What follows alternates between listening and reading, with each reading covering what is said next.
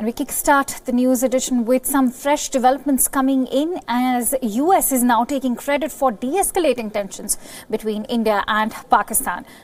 Secretary of State Mike Pompeo has said that he and his team of officials have been working on the ground to make sure better sense prevails. He even went on to say that US made sure that the two countries work together. Listen in what Mike Pompeo had to say. It's a place with great tension.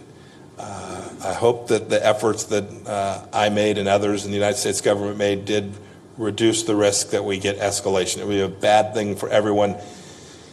As with lots of these things, I think everyone knew that, but in times of high tension, it is often difficult, and so it requires sometimes someone else to come in and try and make sure that good reason and logic prevail in the midst of really challenging conflict that's been going on, as you well know, for an awfully long time. And it's not certain. We certainly have reduced tension through the weekend and today. My team on the ground in each of those two countries is working diligently to help ensure that it stays there and that this conflict is resolved in a way at the negotiating table and through peace rather than through armed conflict and the loss of lives. And to add more perspective to this development, I am now joined in by Principal Diplomatic Correspondent Siddhant Sipal, who joins me live on the phone line. Siddhant, we just heard what Secretary of State, United States, Mike Pompeo had to say.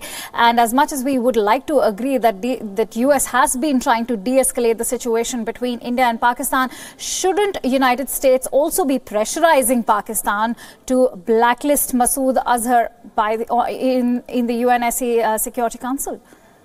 Well, if we look at the hints coming from Islamabad, it seems that this time around Pakistan will not be very keen to put its reservation when it comes to listing of Masood Azhar, because yesterday, remember, the Pakistani foreign minister spoke to a Pakistani channel in which a direct question was asked that if will Pakistan reach out to China on making sure that Masood Azhar is blocked or not. But the Pakistani foreign minister said that we need to look into what is the current image of Pakistan, clearly hinting out that there might be blacklisting. But talking about America, well, America's stand has been clear ever since Pulwama attack took place, the worst terror attack on Indian soil. The Americans have been asking Pakistanis to do more, act more on the issue of terrorism, especially the terror infrastructure they have been hosting. We know that the Indian External Affairs Minister and the Pakistani Foreign Minister both spoke to the Secretary of State after the Indian strikes on the terror camps in Pakistan on 26th, and of course then on 27th also there were developments that by and large the statements we saw coming from Washington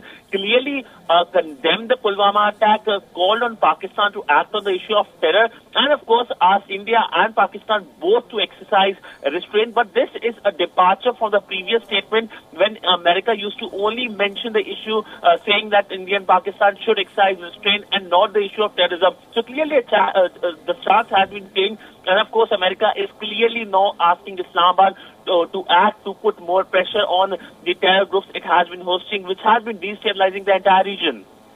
Right. Siddhant, as much as Pakistan has condemned the United States has condemned the Pulwama attack, Is that condemnation enough? Because let's not forget that the United States is also depending on Pakistan to bring the Taliban to the talking table.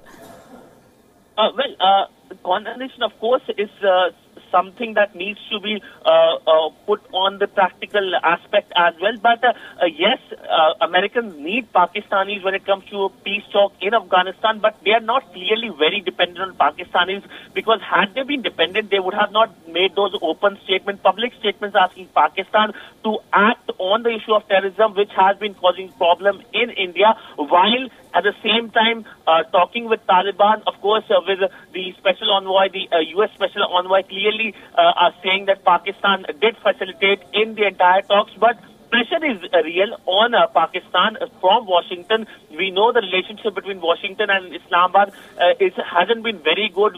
We have seen public ranting by both sides on Twitter by the Pakistani Prime Minister and the U.S. President. And clearly this time around, the U.S. has completely changed its focus. And when it comes to action on the ground, we have seen last week only the United States along with France and UK presented a proposal for the listing of Masood Azhar as an international terrorist, and 13th of March is that day. 13th Absolutely. of March, 3 p.m. is the day when, of course, we do expect a major development. And this time around, it seems as if Masood Azhar will be listed on the UN terror list. It seems that the deal or the decision has already been made with China not speaking or making reservations this time around. Right, 13th of March will be the big day of judgment, where let's see if the United States actually manages to pressurize Pakistan into getting Masood Azhar blacklisted at the UN. Thank you so much, Siddhant Sibal, for bringing us all those latest details.